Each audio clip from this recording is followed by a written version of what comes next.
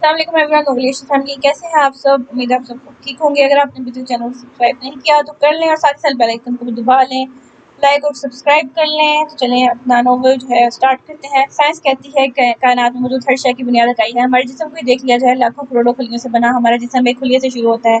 मादे की शुरुआत एटम से होती है, यहाँ तक कि अरबों खरबों मील पर फैली इस कायनात को अगर रिवर्स प्रोसेस में डाल दिया जाए तो ये पूरी कायनात महज एक नुक्ते में सिमट जाएगी। मुझे साइंस के इस नजरिए पर कोई एतराज नहीं, मगर मेरी जिंदगी में ये कानून कमजोर पड़ने लगता है, क्योंकि मेरी जिंदगी की बुनियाद इकाई नहीं बल्कि एक तकून है। एक ऐसे तकून जिसकी हर जाविये की प्याइश 60 डिग्री है, 60 डिग्री है, यानी हर जाविये की पैमाइश बराबर है और किसी भी तरह इन तीनों जाविये में इम्तियाज नहीं किया जा सकता। इस तकून के एक सिरे पर बाबा जान खड़े हैं। बाबा जान का और मेरा रिश्ता शीशे और पत्थर का रहा है। शीशा अपनी जगह कायम रहे, इसलिए पत्थर से फासला जरूरी होता है। इसलिए मैं इनके पास जाने से घबराती रही कि कहीं चोट ना खा बैठूं। मेरा डर कैसा सच्चा था। तकून के दूसरे सिरे पर नूरुल हुदा है। हादी भाई ने मेरी जिंदगी के हर खला को भर दिया। बिना मांगे उन्होंने मुझे वो सब कुछ दे दिया जो मुझे कभी किसी से नहीं मिला था। उन्होंने मुझे चाहा भी तो अपने लिए नहीं बल्कि मेरे लिए चाहा, एकदम खालिस और बेगर्ज मोहब्बत, और बदले में भी कुछ नहीं मांगा। लेकिन अगर वो नहीं मांगेंगे तो क्या मैं दूंगी नहीं। तकून के तीसरे कोने में खड़ा तीसरा शख्स वजदान मुस्तफा है। वजदान मुस्तफा मेरी जात का आईना, मेरे यकीन का चेहरा, मगर आज इस चेहरे के नकूश धुंधला रहे हैं। अब सवाल पाने और खोने का नहीं, अब सवाल मेरे एतबार का है। बाबा जान, नूर हुदा, वजदान, एक तकोन के तीनों कोनों पर खड़े तीन लोग, वो तीन लोग जिन्हें मैंने टूट कर चाहा, और इनमें से कोई एक भी अगर मेरी जिंदगी के मंजरनामे से हटा तो इस सारी अधूरी जिंदगी को जीना मुश्किल हो जाएगा। मगर मैं ये भी जान चुकी हूँ कि ये तीनों एक साथ कभी खड़े नहीं हो सकते। बाबा जान, नूर हुदा, वजदान, वो तीन लोग जिन्हें मैंने अपनी जिंदगी में सबसे ज्यादा मोहब्बत की, और मेरी जिंदगी के सबसे कठिन मोड़ पर वो तीनों ही मुझे अकेला छोड़ गए। मुझे किसी के साथ की जरूरत है, मगर साथ कौन देगा। दरवाजे पर दस्तक हुई थी। मलिहा ने डायरी लिखना छोड़कर आवाज लगाई। दरवाजा खुला है, आ जाओ। इस आवाज के साथ ही बहादुर कमरे में आया। कहो क्या बात है, मलिहा ने पूछा। बीबी साहब, आपके लिए फोन आया है।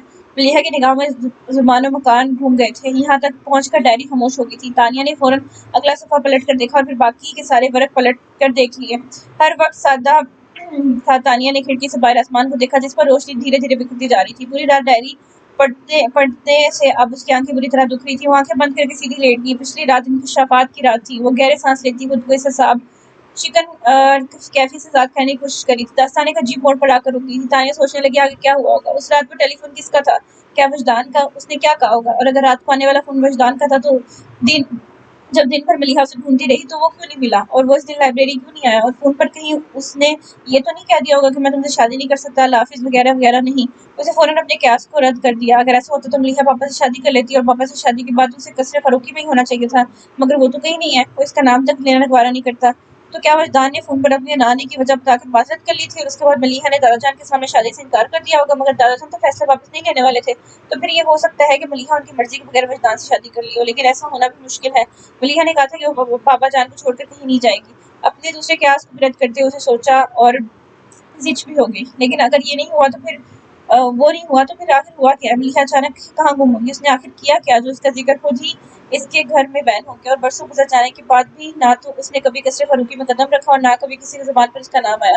और पापा और दादा जान के दरमियान मौजूद खलिश की शुरुआत कब और कहाँ से शुरू हुई? मंगनी की रात तो सब ठीक था। फिर क्यों पापा दादा जान से मुतनफ़िर हो गए? वो रची हुई बैठ गई। क्या मुश्किल है? मैंने तो सोचा था मलिहा की डायरी कसरे फरूकी के राज़ों पर से पर्दा उठा देगी, पर इसने तो और भी कई मामों को जन्म दे दिया। कितनी अजीब सी बात है, पापा जो मम्मा से इतनी मोहब्बत करते हैं, मम्मा से पहले किसी और को चाह चुकी है, मगर पापा की मोहब्बत तो मुकम्मल होने जा रही थी, अधूरी कैसे रह गई। कहानी की हर कड़ी बीच में से गायब हो गई है। और ऐसा कोई नहीं जो बता सके कि हकीकत में क्या हुआ। उसने गहरा सांस खींचते हुए खुद को रिलैक्स किया और एक नए रूप पर सोचने लगी। इस कहानी के चार ही बुनियादी किरदार हैं जो कि सच पर से पर्दा उठा सकते हैं, मगर दो किरदार तो ज़ुबानबंदी के औहद पर कारफरमा हैं। तीसरा किरदार मंजर से ही गायब है, और चौथा किरदार अचानक ही कोई ख्याल आया, वजदान मुस्तफ़ा। ये शख्स मेरे लिए यकीनन अजनबी है, मगर यह नाम नहीं। जस्टिस वजदान मुस्तफ़ा, ये महज मेरा अंदाज़ा है, मगर तस्दीक तो करनी पड़ेगी। एएसपी शियान मुस्तफ़ा, मैंने सोचा था तुमसे दोबारा कभी नहीं मिलूंगी, लेकिन अगर मुझे वजदान मुस्तफ़ा से मिलना है तो तुमसे एक आखिरी मुलाकात नागुज़ीर हो गई है। उसने दिल ही में कहा। दादाजान शाम को आने वाले थे, लेकिन तानिया रिस्क नहीं लेना चाहती थी। वो डायरी उठाकर दादाजान के कमरे में आ गई और एहतियात से डायरी वापस उसी जगह रख दी जहाँ से कल उसने उठाई थी। इसके बाद वो अपने कमरे में आई। वो ऑफिस जाने की तैयारी करने लगी। उसने महसूस किया आजकल पापा उस पर कुछ ज्यादा ही नजर रखे हुए हैं। उन्होंने तानिया से तो कुछ नहीं कहा था, मगर उनकी नजरें अब हर वक्त तानिया को खोजती रहती थी, और तानिया नहीं चाहती थी कि इसकी तरफ से कुछ ऐसा हो कि वो चौंक जाए। आधे घंटे में तैयार होकर वो डाइनिंग टेबल पर चली आई। गुड मॉर्निंग मम्मा, गुड मॉर्निंग पापा। रोज की तरह ही आज भी दुपट्टा और फाइल उसके बाजू में दबोचे हुए थे। बैग समेत बाकी सब कुछ साथ वाली चेयर पर ढेर करते हुए उसने हाथ में पकड़ा मोबाइल भी यूं ही कुर्सी पर डाल दिया। नजर का चश्मा फिसल कर नाक की नोक पर आ अटका था, जिसे नूरुल हुदा ने हाथ मार कर सही करते हुए जवाबन उसे गुड मॉर्निंग कहा था। फिर से अखबार के सफ़े उलटने लगे थे। मरियम ने किचन की आवाज लगाई थी, बहादुर तानिया के लिए नाश्ता ले आओ। तानिया नाश्ता कर रही थी कि नूरुल हुदा ने अखबार साइड पर डालते हुए मरियम से उसके लिए कहा, पापा वैसे आपकी आदत काफी अलग सी है। तानिया चोर नजरों से उन्हें देख रही थी। कौन सी आदत? वो समझे नहीं। यही लोग चाय के साथ अखबार पढ़ना पसंद करते हैं और आप अखबार पढ़कर जूस पीते हैं। ये आदत मेरी नहीं किसी और की थी। उनके मुंह से ये एतराफ़ सुनकर तानिया को वाकई हैरत हुई थी। उसे अंदाजा नहीं था कि नूरुल हुदा इतने आराम से ये बात कह देंगे, जबकि इस एतराफ़ के पीछे एक पर्दा नशी का नाम छुपा है। आपने क्यों अपना ली? ये आदत किसकी थी? उसने जानबूझकर उन्हें पूछा कि जवाब आने की तवक्को नहीं थी। नूरुल हुदा ने इसकी तरफ देखे बगैर कहा, कुछ लोग होते हैं जिनकी हर चीज़ अपना लेने को दिल करता है, यहाँ तक की आदतें भी। पापा आपने कभी स्मोकिंग की है? कुछ देर खामोशी से नाश्ता करने के बाद उसने फिर पूछा। इस बार नूरुल हुदा ने कुछ चौंक कर उसकी तरफ देखा। तानिया थोड़ा सा गड़बड़ा गई। अदनी पुरजैसे इस फितरत पर गुस्सा भी आया, मगर अब तो सवाल कर चुकी थी।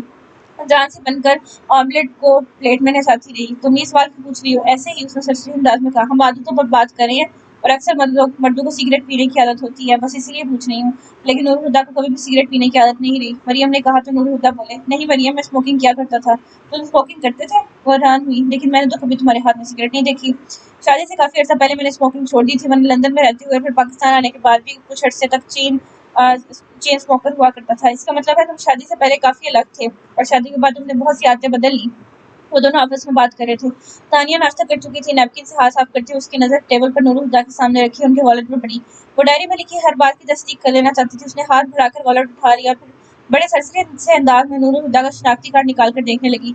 नाम नूरुल हुदा फारूकी, वालिद का नाम मजहर फारूकी। इतने सामने की बात ना इतने सामने की बात ना जाने मैंने पहले कभी क्यों नोट नहीं की, उसने सोचा और कार्ड वापस वॉलेट में डालकर वॉलेट टेबल पर रख दिया और नॉर्मल से अंदाज में चाय पीने लगी। नूरुल हुदा इसकी हरकत को नोट कर चुके थे, मगर मतलब अखज़ नहीं कर सके, इसलिए वो कुछ पूछा भी नहीं। वो अपना जूस खत्म कर चुके थे। टेबल से वॉलेट और दूसरी चीजें उठाकर जाने लगे तो तानिया बोली, पापा मैं आपके साथ जाऊंगी, मेरी गाड़ी में काम निकल आया है। आज ड्राइवर मैकेनिक की बस ले जाएगा, मगर मैं पहले फैक्ट्री जाऊंगा। मुझे ऑफिस छोड़ के चले जाइएगा ना प्लीज। आज मैंने उस प्लीज को लंबा खींचा। वो हंस के बोले, ठीक है चलो फिर। आप गाड़ी में चलकर बैठे, मैं बस 2 मिनट में आती हूँ। बोलकर जल्दी जल्दी चाय पीने लगी। बाप को ड्राइवर बना दो। नूरुल हुदा ने उसके सर पर धप लगाई और जाने लगे।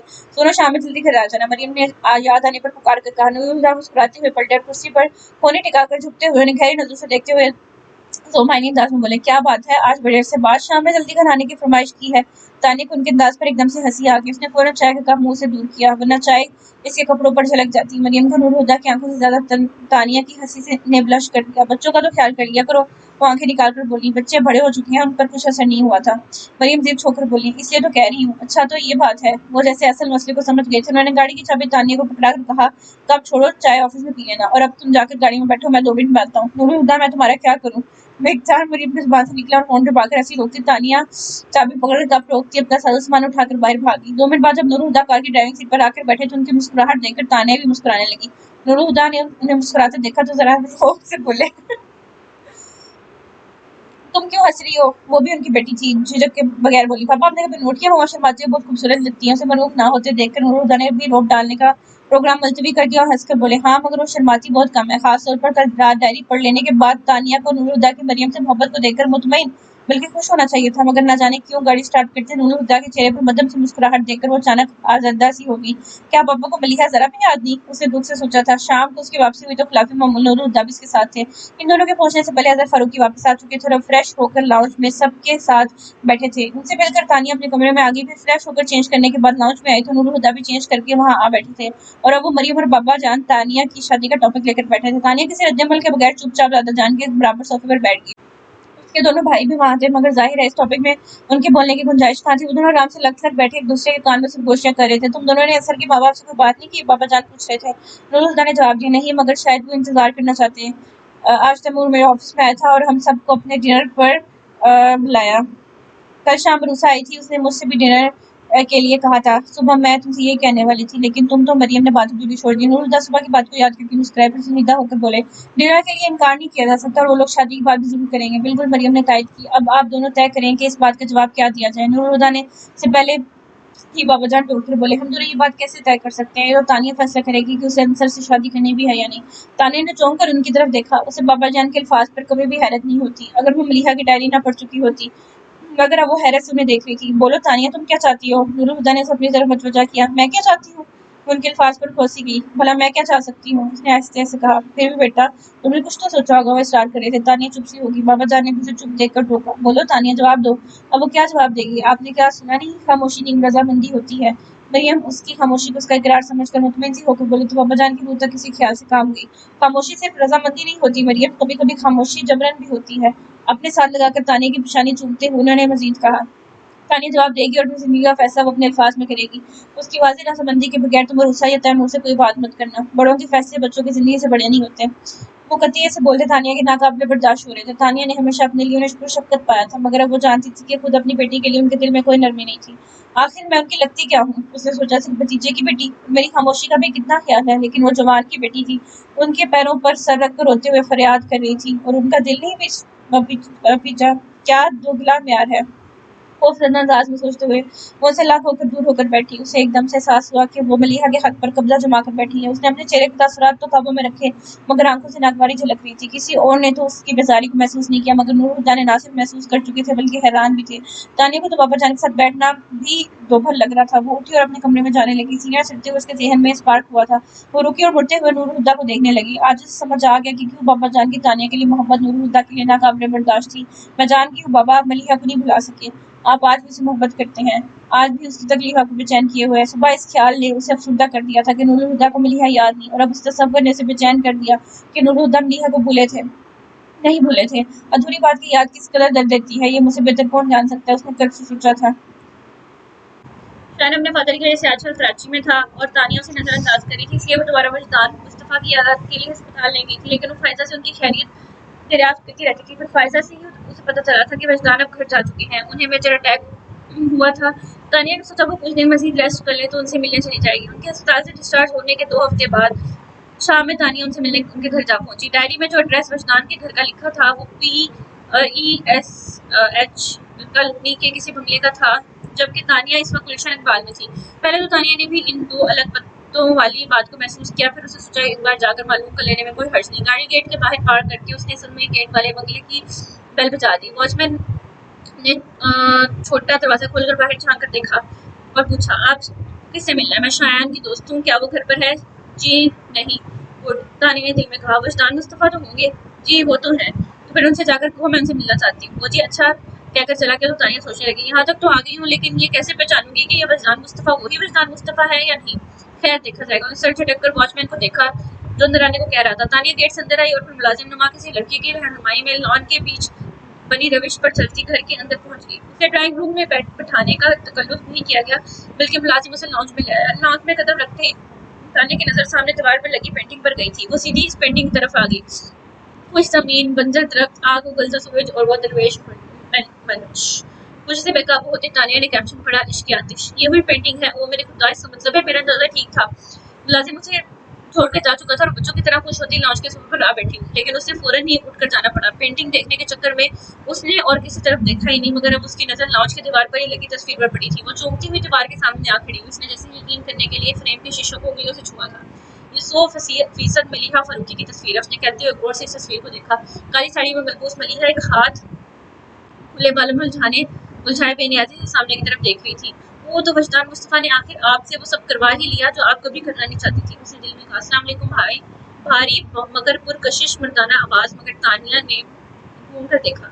अच्छी खासी डिस्ट्रिक्ट पर्सनैलिटी थी। स्याह बालों में सफेदी ने घुल कर उनका रंग सुनमई कर दिया था। स्याह आंखों की चमक जिसने कभी मलीहा की आंखों को खैरा किया था अब बुझ चुकी थी, मगर इनकी कशिश तानिया ने इतने फासले के बावजूद महसूस की थी। हल्के आसमानी रंग के आरामदेह शलवार कमीज में उनके दराज सराफे की वजाहत कम तो हुई थी, लेकिन अभी तक ढीली नहीं थी। मलीहा ने अगर इनकी खातिर सब कुछ त्याग दिया तो उसकी कोई गलती नहीं। ये आज भी इस काबिल है कि इनकी खातिर तक तो ताश छोड़ दिया जाए। तो जवानी में तो आलम ही कुछ और होगा। उन्हें देखकर सोच रही थी। वजदान उसकी महवियत को महसूस करके हल्का सा मुस्कुराया और कहा, बेटा अगर तुम्हारा थीसिस मुकम्मल हो चुका हो तो बैठ जाओ। आवाज वाकई पुरकशिश थी। वो वजदान की बात पर शर्मिंदा होते हुए भी सोचने से बात नहीं आई थी। वो सोफे पर बैठ चुकी तो वजदान भी उसके मुकाबले बैठा। सॉरी अंकल, उसने बात शुरू करते हुए कहना शुरू किया। असल में मैं हैरान हो रही थी, आप में और शियान में जरा भी मुमासलत नहीं है। हालांकि उसके बालों और आंखों का रंग भी आपकी तरह ब्लैक है, मगर वो आपसे काफी अलग दिखता है। वो मुस्कुराया, पूछा क्या नाम है तुम्हारा? उसने जानबूझकर अपने नाम का दूसरा हिस्सा नहीं बताया। तानिया बेटे, चेहरों में शबाहत तलाश करना तो बस नजरों का एक मशगला ही है। अब देखो तुम, मैं तो किसी की शबाहत नहीं, फिर भी तुम्हें देखकर कोई याद आ गया था, मलिहा फारूकी। उसका अंदाज जताता हुआ था। वजदान भी महसूस किए बिना ना रह सके। क्या कहा? मलिहा फारूकी। इस बार उसका अंदाज नॉर्मल ही था। ये मलिहा फारूकी है ना? उसने तस्वीर की तरफ इशारा करके कहा। शायन की मदर और आपकी मिसेस। हाँ, ये मलिहा ही है, उन्होंने आहिस्ता आवाज में कहा। मगर तुमने कैसे पहचाना? मैंने शायन के पास इनकी तस्वीर देखी थी। हाँ, वो इत्मीनान से झूठ बोली थी। तुम शायन से मिलने आई हो? आई होगी। एक्चुअली तो मैंने आपसे ही मिलने आई थी। सोचा आपकी तबीयत के साथ आपके दिल का हाल भी मालूम कर लूँ। दिल का हाल क्या बताऊँ? जमाने बीत के अब तो ये खबर भी नहीं होती कि सीने में दिल भी है या नहीं। वो बहुत लाइट से अंदाज में बात कर रहे थे, मगर तानिया को उनके हर अंदाज में गैर मामूलीपन महसूस हो रहा था। उनकी शख्सियत में एक ठहराव सा था, बिल्कुल ऐसा जैसे तूफान गुजर जाने के बाद साहिल बहुत खामोश, बहुत शांत लगने लगता है। मुलाजिम की ट्राली घसीटता हुआ अंदर आया था। वजदार ने ट्राली अपने सामने रुकवाकर मुलाजिम को जाने का इशारा किया। खुद चाय बनाने की लिए प्यालियां सीधी करने लगी। चाय मैं बनाऊंगी अंकल, तानिया ने कहा और उठकर उसके पास सिंगल सोफे पर बैठकर चाय बनाने लगी। वजदान खामोशी से उसे चाय बनाती देखने लगा। चाय बनाकर तानिया ने एक कप मुंह थमाया और दूसरा अपने हाथ में लेकर सोफे पर पीछे होकर बैठती घूंट भरकर बोली, आंटी भी क्या शायान के साथ गई है? मुझे आए काफी देर हो चुकी है, मगर वो नहीं आ रहे। शायान ने तुम्हें बताया नहीं? उसके इस रफ्तार करने पर हैरान होती तानिया ने कहा। क्या नहीं बताया? वजदान एक पल को रुके, फिर उसे देखकर बोले, मलिहा का इंतकाल हो चुका है। क्या? एकदम उसके मुंह से निकला था। हैरत के शदीद झटके से चाय कप से छिलक कर उसके कपड़ों पर गिर गई थी। उसने फौरन कप साइड पर रखा और कपड़े झाड़ने लगी। वजदान ने कुछ टिश्यू पेपर निकाल कर उसकी तरफ बढ़ाए। उनसे साफ कर लो। तानिया ने टिश्यू पेपर पकड़ तो लिए, मगर कपड़े साफ करने का उसे होश ही नहीं रहा। ये क्या हो गया? वो क्यों मर गई? मैं तो उनसे मिलने की ख्वाहिश में यहाँ तक आई थी। ऐसा तो मैंने सोचा भी नहीं था। वो सत्ते के आलम में थी, जैसे किसी बेहद अजीज हस्ती की मौत की खबर मिली हो। तानिया को खुद भी ये महसूस करके हैरत हुई कि उसे इस खबर पर सदमा हुआ था। उसने निचला होठ दबाए रखा, वरना शायद वो रो ही पड़ती। उसे खुद भी नहीं पता था कि मलिहा उसके इतने करीब आ चुकी थी। उसका धुआं से चेहरा देखकर वजदान फिक्रमंद से हो गए थे। कंट्रोल योरसेल्फ बेटा, उन्होंने कहा और उठकर उसके पास गए। उसके सर पर हाथ रखकर उसे रिलैक्स करने लगे। मुझे अंदाजा नहीं था तुम इतनी हसास हो। नरमी से उसका सर थपक रहे थे। तानिया ने भी खुद को रिलैक्स करने के लिए गहरे गहरे सांस लिए, फिर वजदान की कलाई पर हाथ रखकर बोली, बैठ जाइए अंकल, मैं अब ठीक हूँ, आप परेशान ना हो। बैठने की बजाय वजदान ने टेबल पर रखे जग से गिलास में पानी डालकर उसे दिया। तानिया ने गिलास तो थाम लिया, मगर होंठों तक ले जाने की जहमत भी नहीं की। वजदान वापस अपनी जगह पर बैठ चुके थे। तानिया ने पलकें उठाकर उन्हें देखा और कहा, आई एम सॉरी अंकल, मैंने आपको परेशान कर दिया। परेशान तो किया है तुमने, पर इसमें सॉरी कहने वाली क्या बात है? बात तो है, अनजाने में ही सही, पर मैंने आपको आपका दुख याद दिला दी। दुख और जिंदगी का साथ बहुत गहरा है तानिया, जितना भी बचकर चलो ये सामने आ ही जाता है, भलाई इन्हें कौन भूल सकता है? तानिया ने देखा वो हाथ फैलाकर जाने अपने हाथों की लकीरों में क्या ढूंढने लगे थे। अंकल, उसने वजदान को पुकारा। वजदान ने उसकी तरफ देखा। मलिहा आंटी की डेथ को कितना अरसा हो चुका है? 27 साल। अपने हाथ को समेट कर मुट्ठी बनाते अपने माथे से टिका कर बोलते हुए एक पल को बेचैन हुए थे। 27 साल गुजर गए। तानिया ने दिल में कहा, फिर जुबान से बोली, शायद तो इस वक्त बहुत छोटा होगा। वो अपने आप से चौंके, फिर उसके लफ्जों पर ध्यान देकर कहा, शायद की पैदाइश और मलिहा की वफात एक ही दिन हुई थी। तानिया को सचमुच अपने सामने बैठे एक शख्स पर तरस आने लगा। अंकल, अब मैं चलती हूँ। गिलास उठाकर उठ खड़ी हुई। वो आई तो इंकशाफात सुनने के लिए थी, पर जो इंकशाफ सुना था उसने तानिया के दिलो दिमाग को हिलाकर रख दिया। वजदान ने सर उठाकर उसने कहा, फिर दोपहर तक छोड़ने के लिए उठ खड़े हुए। वो दोनों बाहर निकले थे कि गाड़ी पोर्च में आकर रुकी और शायद ड्राइविंग सीट का दरवाजा खोलकर उतरा तथा हैरत से बोला, तानिया तुम कब आई? काफी देर होगी, मगर अब चलूंगी, अल्लाह हाफिज़। वो कहीं रोक ना ले इस ख्याल से बोलकर वो तेजी से चलती गेट से बाहर आई और अपनी गाड़ी स्टार्ट करके वो किसी तरफ देखे बिना सीधी निकल गई। शायद गाड़ी का दरवाजा खोले अभी तक गेट की तरफ देख रहा था। वजदान बहुत गौर से इस चेहरे को देख रहे थे। पास आकर उन्होंने शायन के कंधे पर हाथ रखकर उसे मुतवज्जो किया। क्या बात है बरखुदा? शायन ने चौंक कर उन्हें देखा और यूं हंस दिया। फिर पूछने लगा, आपको तानिया कैसी लगी? वो सोचने लगे, अच्छी है, मगर वो जज्बाती सी है। लेकिन क्या फर्क पड़ता है? कौन सा मेरा बेटा जज्बाती आदमी किसी से पीछे है? अब्बू, उनके हंसने पर जज्बस होते हुए उसने कार का दरवाजा बंद किया। फिर वजदान के शानों पर बाजू फैलाए अंदर आ गया। उन्हें उनके बेडरूम में छोड़कर वो चेंज करने के लिए अपने रूम में जाने लगा, तो वजदान ने उसे रोका। मेरे पास आकर बैठो। वो नजदीक ही कारपेट पर बैठ गया और सर अपनी गोद में रख दिया। कुछ देर तक वजदान कुछ बोले बिना उसके बाल हिलाते रहे। फिर उसे मुखातिब करके कहा, शायद मुझे वाकई लगता है तुम्हें अब शादी कर लेनी चाहिए। मुझे भी ऐसे ही लगता है। उसने वजदान की गोद से सर उठाकर उनका चेहरा देखते हुए कहा, तो कोई लड़की में पसंद है या ये काम मुझे करना होगा? लड़की तो पसंद है वो, और वो लड़की कौन है? बोलकर वजदान उनके मुंह से तानिया का नाम सुनने का इनकार करने लगे। शायद उनका हाथ थाम कर बोला, अब्बू मैं फायदे से शादी करना चाहता हूँ। शायद ने कहा और खामोशी से कमरे से बाहर आ गया। वजदान से जाता हुआ देखी। सब घर वाले नॉन में थे। तानिया ने गाड़ी पोर्च में खड़ी की और खुद भी इस तरफ आ गई जहाँ नूर हुदा के सिवा सब मौजूद थे। वो बैठ चुकी तो मरियम ने पूछा, चाय मंगाऊं तुम्हारे लिए? रहने दे मामा, मूड नहीं है। मुमताज़ मना करती और बाबा जान को देखने लगी। क्या करूँ? क्या दादा जान को बता दूँ कि जिस बेटी को सजा देने के लिए बरसों से उसका नाम उनकी जुबान पर नहीं आया, वो हर चीज़ से बेनियाज हो चुकी है। जिसे मोहब्बत करने के जुर्म में घर से निकाला था, वो उनके दिल से तो ना निकल पाई पर दुनिया छोड़ गई। लेकिन क्या वाकई ये नहीं जानती कि उनकी बेटी मर चुकी है? उसने सोचा, हाँ ये जानते नहीं होंगे, अगर जानते होते तो मलिहा की सजा खत्म हो चुकी होती, तो सिर्फ आलूकी में उसके नाम की फातेह पड़ी जाती और मलिहा की डायरी को सीने से लगाने की बजाय दादा जान मलिहा की जिंदा निशानी शायान को सीने से लगा लेते। पर ये कैसी अना है कि बेटी की डायरी को सीने से लगाकर उसकी तस्वीर को घंटों देखते हुए दिल ही दिल में तो उसे याद कर सकते हैं पर उसकी खबर नहीं ले सकते। 27 साल में एक बार भी पलट कर नहीं देखा कि वो जिंदा है या मर चुकी। और पापा उसके दिल में टीस छूटी। पापा से कैसे कहूँ कि जिसकी मोहब्बत का बोझ कर्ज की तरह उठा रखा है, वो तो अपना फर्ज भी नहीं निभा सकी। वजदान की खातिर सब कुछ छोड़ने वाली आखिर उसे भी छोड़ गई और अपने बेटे को भी। उसके दिल की हालत अजीब हो रही थी। वो चेंज करने का कहकर उठी और अपने कमरे में आ गई। फायजा भी ऑफिस से आई थी और आती बेड पर ढेर होगी। सुशी से लेटी वो सोच रही थी कि उठकर चेंज कर ले, पर थकन ऐसी थी कि उठना मुश्किल लग रहा था। तभी हॉर्न की आवाज सुनाई थी। फायजा इस हॉर्न पे जानती थी। वो छलांग लगाकर बिस्तर से उठी और खिड़की से नीचे पोर्च में झांक कर देखा, फिर जोर से चिल्लाई, वजदान अंकल। गाड़ी से उतरते वजदान ने आवाज की सीन देखा तो फायजा ने हाथ हिलाया और पहले से ही भी ज्यादा ऊंची आवाज में बोली, मैं नीचे आ रही हूँ। चप्पल पहने बगैर ही भागती बाहर आ गई। क्या हो रहा है भाई? वजदान ने तेज रफ्तारी को बोले। वो उनके शाने से लगी। अस्पताल से डिस्चार्ज होने के बाद आप पहली बार घर आए हैं। मैंने सोचा सबसे पहले मैं आपका वेलकम करूँ, लेकिन आप खुद ड्राइव करके आए हैं। शायान की तरह से एहसास नहीं है कि अभी आपको ड्राइव नहीं करनी चाहिए? वो लड़का औरतों की तरह दोनों हाथ कमर पर रखकर बोल रही थी। वजदान उसके इस स्टाइल पर मुस्कुरा कर कहने लगा, शायान की कोई गलती नहीं, वो सुबह से खट जा चुका है। क्या? वो सदमे से चिल्लाई। वो बताया बगैर चला गया? आ लेने दें, ऐसी खबर लूंगी कि याद रखेगा। सच में बहुत मानूंगी। आप बीच में नहीं बोलेंगे?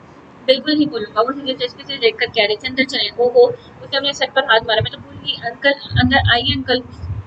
अंदर आ जाइए। वो फैजा के साथ अंदर आया और सीधे उसकी नानी के रूम में चले गए। वजदान को देखकर बिस्तर पर लेटी बुजुर्ग खातून उठने लगी तो वजदान ने आगे बढ़कर उन्हें सहारा देते हुए तकिया ऊंचा करके आराम से बिठा दिया। खाला बहुत कमजोर हो गई हैं, अपने बिल्कुल भी ख्याल नहीं रखती। वजदान खफा हो रहे थे वो, बल्कि झपकती कमजोर सी बात बोली, हमारा क्या पूछते हो बेटा, हमारी तो उम्र हो चली, पर तुम क्या अपने दिल को रोक लगा बैठे? रोक तो पुराना है खाला, रंग अब दिखा रहा है और उम्र तो मेरी भी ढल चुकी है। अब और क्या जीऊंगा? 27 साल गुजार लिए, अब और जिया भी नहीं जाता। वजदान की आंखों में नमी झलकती थी। वजदान ने हमेशा की तरह अपने अंदर उतार लिया। दिल चलाने की बातें ना करो। वजदान वो दहल गई। आज तक मलिहा का जख्म ताज़ा है। गोद खिलाई बच्ची कैसी भरी उम्र में कब्र की हो गई। हम तो हाथ मिलते रह गए। उनकी बुरी आंखें झलक पड़ी तो वजदान ने उनके गिरद बाजू लपेट कर अपने साथ समेट लिया। फायजा के पापा वजदान के आने का सुनकर कमरे में आए थे। आगे का मंजर देखकर दरवाजे में रुके। कोने में चुपचाप खड़ी फायजा ने उन्हें देखा तो आहिस्ता से बताया, नानी अम्मा मलिहा आंटी को याद करके रो रही है। उन्होंने होंठ खींच लिया और वजदान की तरफ देखा जिन्होंने उसी पल नजरें उठाई थी। इन आंखों में क़यामत के साथ थे। वजदान धीरे से उठकर बाहर चले गए। फायदा चलते हुए बेड पर आ बैठी और उन्हें चुप कराते हुए गुनगुन पानी उनके हलक में उतारने लगी। उसके पापा उसके बराबर बेड पर बैठे नरमी से उसकी नानी को मुखातिब करके बोले, वजदान का ख्याल तो कर लिया करें ताई जान, महीना भर पहले तो उसके हार्ट अटैक हुआ है, फिर जरा सोचिए हमारा आज भी ये हाल होगा तो उसका क्या होगा? मलिहा का सबसे नाजुक रिश्ता तो उसी से था, इसलिए तो वजदान को देखकर वो और भी याद आ जाती है। इतनी मासूम बच्ची कैसे कैसे अज़ामों से गुजारेगी? अब वो उनसे क्या कहते?